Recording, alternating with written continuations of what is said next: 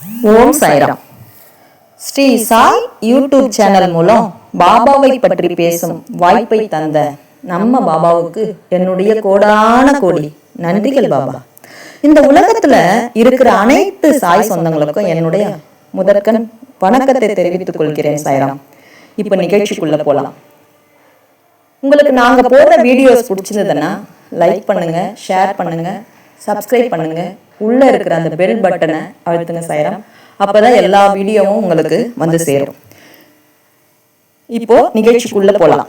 பாபாவை எப்படி நம்ம முதல்ல நம்ம வாழ்க்கைக்குள்ள பாபா வர்றாருன்னு பாத்தீங்கன்னா, ஃபர்ஸ்ட் ஆஃப் ஆல் யாரெல்லாம் கஷ்டத்திலையும் துக்கத்திலையும் போராடி கொண்டிருக்கிறார்களோ அவர்களிடம்தான் முதலில் பாபா நுழைவார். எப்படி பார்த்தோம்னா சாய்ராம், நம்ம யாரும் பாபாவை முதல்ல அவருடைய உருவ படத்தையோ சிலையையோ கண்டிப்பா நம்ம வாங்கியே இருக்க மாட்டோம்.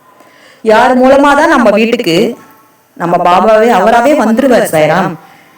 நம்ம கஷ்டத்துல இருந்து நம்மள வெளியே கொண்டு வர இறைவனே நம்ம தேடி வர்ற குரு நம்ம பாபா.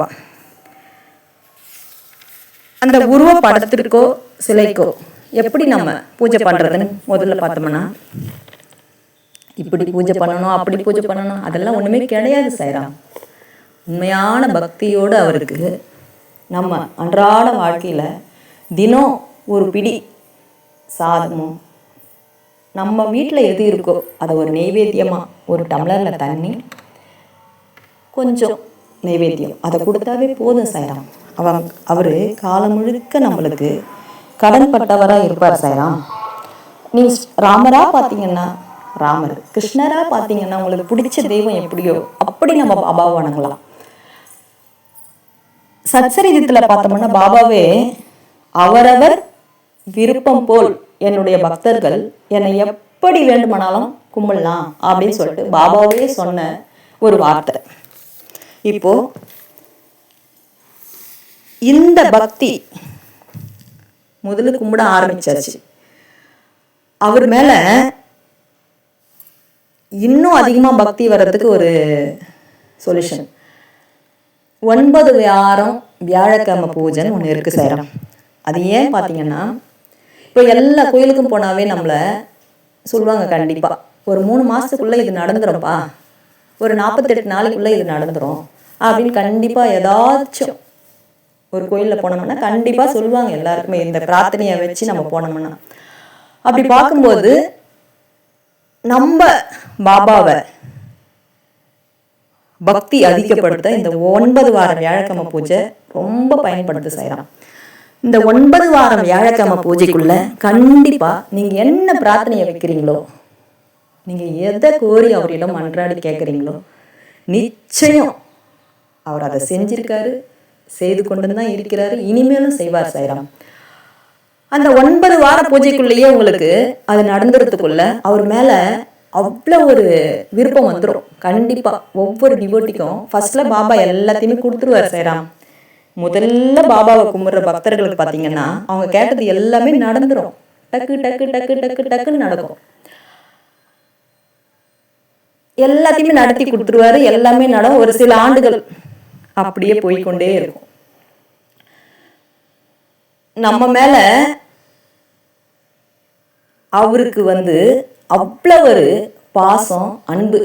அதனால்தான் நம்மள பக்தரா பாபா ஏற்றுக்கொண்டிருக்கிறார். இப்ப மறுபடியும் சில ஆண்டு காலம் கழித்து இனிமேல் தான் இருக்கு சாய்ராம் நம்மளுக்கு ஒரு செக். அது ஏன்னா மறுபடியும் அந்த கஷ்டமும் துயரமும் கொடுக்க ஆரம்பிச்சிடுவார் பாபா. கண்டிப்பா நம்மளுக்கு அது நடக்கும். ஒரு சில ஆண்டுகள் வரைக்கும் நல்லா போய்கிட்டு இருக்கிற மாதிரி இருந்த நம்ம வாழ்க்கை மறுபடியும் அந்த கஷ்ட காலத்தை நோக்கி திரும்பியும் வரும். அது ஏன் பார்த்தோம்னா கடவுள் நம்ம கிட்ட விளையாடுற ஆட்டம்.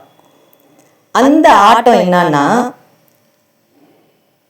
இந்த கஷ்ட காலத்துல இந்த பக்தர் நம்மள உதறி தள்ளுறாங்களா இல்ல இன்னமும் நம்மள இறுக்கி பிடிச்சின்னு இருக்காங்களான்னு பார்க்குற பரீட்சை சாய்ராம். அது அந்த பரீட்சை வந்து பாபா தான் தோற்று போனோம், நம்ம தோற்று போகவே கூடாது. எப்படி?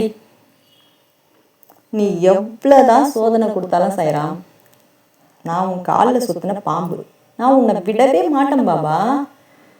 நான் உன் காலை சுற்றின பாம்பு மேலே உன்னை சுற்றியே தான் வந்துன்னு இருப்பேன். என் உயிரே நீ தான் என்னை மாற்றி வச்சிருக்கிற. என் உயிர், என் அன்பு, என் பாசம், என் நேசம், இந்த உலகத்தில் இருக்கிற ஒட்டுமொத்த உறவுக்கும் மேலே நான் உன் மேலே வந்து அப்படி ஒரு பாசத்தையும் பக்தியும் நான் வச்சுருக்கேன். இனிமேல் எனக்கு நடக்க போகிற கஷ்டம்லாம் எந்த கிடையாது சாய்ராம், அது உண்டு தான் அப்படின்னு பாபா கிட்ட பேசுங்க, பேச ஆரம்பிச்சிருங்க. அப்படி இருக்கும்போது கண்டிப்பாக பாபா தான் தோற்று போனோம், நம்ம தோக்கக்கூடாது. நம்மளுடைய பக்தியில் நம்ம தோக்கவே கூடாது சாய்ராம். இறைவன் தோற்று போனோம். என் உயிரே கூட எடுத்துன்னு போறியா, எடுத்துகிட்டு போய் சாய்ராம், ஆனால் நான் உன்னை விட மாட்டேன்.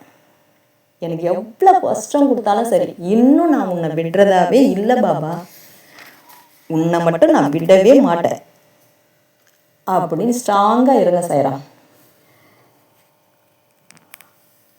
பாபா என்ன பண்ணுவார், என்னடா எவ்வளோ ஒரு சோதனை கொடுத்தாலும் நம்ம பக்தை நம்மளை விடவே மாட்டேன்றாளே. குருவினுடைய சோதனை வந்து கடவுளுக்கும் மேலே தருவார் சாய்ராம். குருவோட சோதனை கடவுளுக்கும் மிஞ்சி இருக்கும். அதில் நம்ம பாஸ் ஆகுறது தான் ரொம்ப பெரிய விஷயம். ஆனால் அதில் நம்ம பாஸ் ஆகணும்னா கண்டிப்பாக நம்ம பாஸ் ஆகிடணும். அதுதான் அந்த பரீட்சையில் நம்ம ஜெயிக்கணும்னும் போது அவர் மேலே விடாத அந்த நம்பிக்கை, பொறுமை, இதை ரெண்டு மட்டும் நம்ம பாபா கிட்ட கடுகளவு கூட நம்ம கிட்ட இருந்து அது குறையவே கூடாது சாய்ராம். நீ என்ன பண்ணுறியோ பண்ணு பாபா, நான் உன்னை விடுறதாவே இல்லை. நீ என் வாழ்க்கையில் என்ன பண்ண போகிற, நீ யார்கிட்ட விளையாட போகிற, என்கிட்ட தானே விளையாடுற. நீ விளையாட நான் தான் கிடச்சிருக்கேன்னு எனக்கு தெரிஞ்சு போச்சு. நீ என்கிட்ட தான் விளையாடின்னு இருக்கிற. என்னை விட்டால் உனக்கு யார் இருக்காங்க விளையாட? சரி விளையாடு பாபா, நீ என்ன பண்ணுறியோ பண்ணிக்கோ, நான் உன்னை விட மாட்டேன். நீ எவ்வளோ கஷ்டம் கொடுத்தாலும் சரி, நான் உன்னை விடவே மாட்டேன்.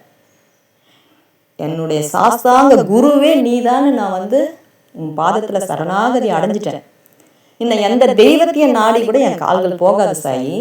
நீதான் என் தாய், என் தகப்பன், ஒட்டுமொத்த உறவுமே எனக்கு நீதான். எல்லா சொந்தங்களும் எனக்கு இருந்தாலும் உன்னை தவிர யாருமே எனக்கு கிடையாதுன்னு ஆணித்தனமாக நான் உன்னை தான் பிடிச்சிட்டு இருக்கேன். நீ எனக்கு சோதனை கொடுத்தாலும் நான் விட மாட்டேன் பாபா. நீ என்ன பண்ணுறியோ பண்ணிக்கோ சாய், நான் உன்னை விடுறதாவே இல்லை. அப்படி ஒவ்வொரு சாய் பக்தரும் பாபா கிட்ட பேசுங்க சாய்ராம். அதுதான் உண்மையான பக்தி. இப்போதான் நம்ம பக்தியோட உச்ச கட்டத்தை நம்ம தொட்டுட்டோம். பாபாவை நம்பினவங்கள ஒரு போதும் பாபா கைவிட்டதா சரித்திரமே இல்லை சாய்ராம். கஷ்டகாலம் வரும் போகும், ஆனால் அந்த நேரத்தில் நம்ம இறைவனை வந்து நம்ம விடக்கூடாது. அவர் மேலே இருக்கிற நம்பிக்கையும் சிறிதளவு கூட குறையாமல் இருக்கணும். எவ்வளோ பெரிய சோதனை வந்தாலும் சரி, நான் உன்னை விடுறதா இல்லை சாய்ராம், நான் உன்னை விட மாட்டேன் பாபா, நீ என்ன பண்ணுறிய பண்ணு. இந்த ஒரு வார்த்தையை திரும்ப திரும்ப திரும்ப திரும்ப திரும்ப அவர் காதில் ஒழிச்சிக்கிட்டே இருக்கணும் சாய்ராம். கண்டிப்பாக பாபா நம்மளை விட மாட்டார், நம்மளை கண்டிப்பாக கை தூக்கி விடுவார். நிச்சயம் இதை செய்வார் பாபா. ஒவ்வொரு சாய் பக்தருக்கும் அற்புதமான பொக்கிஷம் சாய்ராம் பாபா. நமக்கு எத்தனையோ ஜன்ம பந்தத்தால் தான் இன்னைக்கு நம்ம பாபாவை கும்பிட்டுன்னு இருக்கிறோம். இந்த ஜன்மத்தோடையே இது முடியவே முடியாது.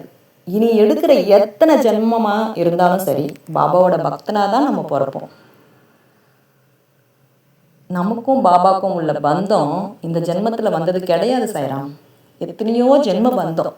அதனால தான் பாபாவோட டிவோட்டியை நம்ம வாழ்ந்துன்னு இருக்கிறோம், அவர் பாதத்தை பிடிச்சின்னு இருக்கோம். இனி வர்ற நம்ம சந்ததிகளை எல்லாம் கூட நம்ம பாபா காப்பாற்றி கொண்டு தான் இருக்கிறார். நம்ம ஒருத்தர் கும்பிட்டா போதும் சாய்ராம், நம்ம குடும்பத்தில் ஒட்டுமொத்த குடும்பத்துக்கே அதனுடைய பலன் கிடைக்கும். நம்ம மகனுக்கு முள்ளியே, நம்ம பொண்ணுக்கு முள்ளியே, நம்ம பையனுக்கு முள்ளியே, நம்ம வீட்டுக்காருக்கு முள்ளியே நினைக்கவே நினைக்காதீங்க சாய்ராம். நீங்கள் ஒரு ஆள் பாபாவை பிடிச்சாவே போதும், அந்த குடும்பத்தையே காத்து நிற்கும் பாபா, காப்பாற்றுவார்.